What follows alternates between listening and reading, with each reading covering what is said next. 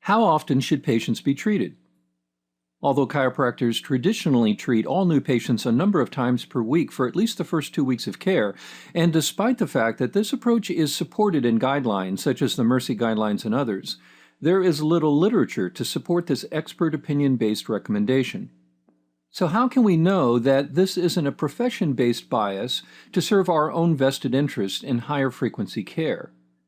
Well, to answer this question, a study or group of studies would need to be designed so that different groups were randomized into different treatment frequency groups based on number of visits per week. Frequency is also referred to in studies as dose. To gauge natural history, one of the groups would need to not be treated, or to be a comparison to placebo, one of these groups would have to be assigned to a sham group. Then all groups must be followed in time to determine the effects in the short term and long term. In 2004, a pilot study by Haas et al. Attempted the first phase of this approach with randomization of participants into chiropractic usual care groups. The study was titled Dose Response for Chiropractic Care of Chronic Low Back Pain, published in the Spine Journal. In this study, patients were randomized in two ways. First, they were randomized into groups that received 1, 2, 3, or 4 visits per week for 3 weeks. They were also randomized into a spinal manipulation only group or spinal manipulation plus physical modalities group. Both pain and disability were measured as outcomes. Although there was a linear effect that favored those treated 3 to 4 times per week for the 3 weeks of treatment, differences among groups was lost at 12 weeks. So this was an interesting start in designing and studying the question of frequency or dose, but involved a small group of patients with no control or sham group. Again, follow-up demonstrated some advantage at 3 to 4 weeks for disability and pain, with that advantage lost at 12 weeks when compared to other groups. Some might interpret this as no effect, but two things argue against that. All groups demonstrated substantial pain relief. That's good in and of itself, but requires a comparison to natural history. More importantly, this effect was evident at 3 to 4 weeks for those treated more frequently. Even though it was lost over time, the real-world advantage is a patient being able to function sooner than later, and for many, that means an earlier return to work. Now let's move forward in time to 9 years later, and we find the bigger, better version of this study. The title of the 2013 Spine Journal study is Dose Response and Efficacy of Spinal Manipulation for Care of Chronic Low Back Pain, a Randomized Controlled Trial by Haas et al. Unlike the 2004 study with only 72 participants, this newer study expanded so that 400 participants with nonspecific chronic low back pain were randomized into different groups based on treatment frequency. The 400 patients were randomly assigned to 4 groups of 100 patients to receive a dose of 0, 6, 12, or 18 spinal manipulation therapy sessions.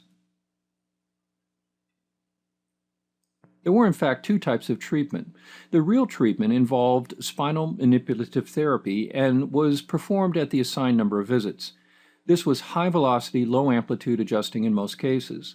There was also a pseudo-sham treatment, which consisted of brief light massage performed at non-SMT visits.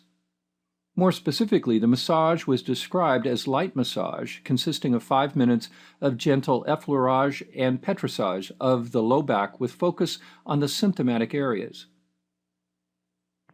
The intention was to provide a massage approach that was non-therapeutic, in other words, too light a force to be an effective treatment of soft tissue.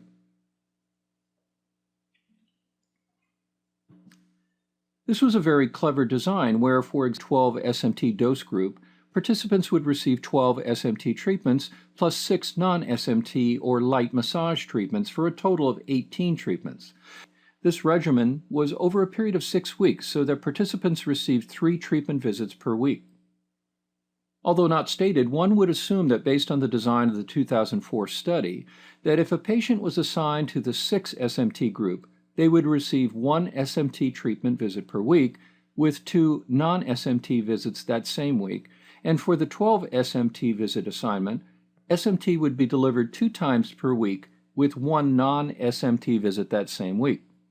Also not clear is if these were equally spaced so that, for example, for the 1 SMT visit per week, the treatments were 1 week apart or not. In other words, treatment on Mondays of each week. Let's look at a typical visit. The total was 15 minutes that progressed sequentially with 5 minutes of a hot pack, 5 minutes of SMT or the control, followed by 5 minutes of low-dose ultrasound. One strong aspect of this study is the very high adherence rate, which was between 90 to 95% for participants attending all 18 study visits. Let's look at the inclusion criteria. Participants had to be at least 18 years old, have a current episode of chronic low back pain of mechanical origin of at least 3 months. However, the mean duration of low back pain in this group was in fact 11.8 years. They had to have some low back pain on 30 days in the previous 6 weeks and a minimum low back pain index of 25 out of a 100-point scale. The exclusion criteria were the standard comorbidities, also including receiving disability compensation.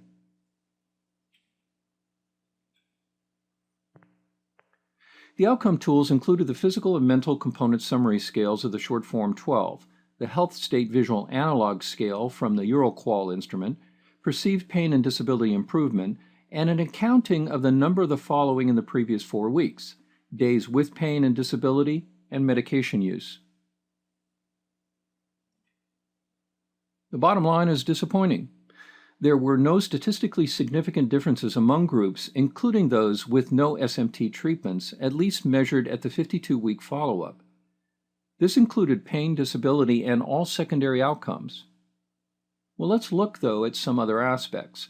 Medication use and outside care during the treatment phase was very limited, with between 93 to 97% of participants in each treatment arm refraining from professional care outside the study and 94 to 95% abstaining from prescription medications. The researchers concluded that at 12 weeks, manipulation had a large effect that contributed to a response to care, especially for 12 SMT visits.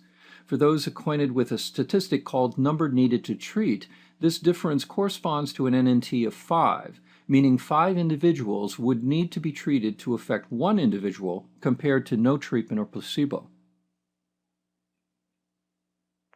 For functional disability, about 40 to 60% of individuals were responders for all groups and time points. However, there were no statistically significant group differences. So, is there anything positive that can be gleaned from this study? We must always remind ourselves that science is not performed to provide us with the answers that necessarily support what we do. Also, this particular study will likely be attacked by those who wanted a different result. But this will be difficult given the size of the study and the strength of the scientific measures utilized in design and execution. That leaves us with what we should always do: learn from this study.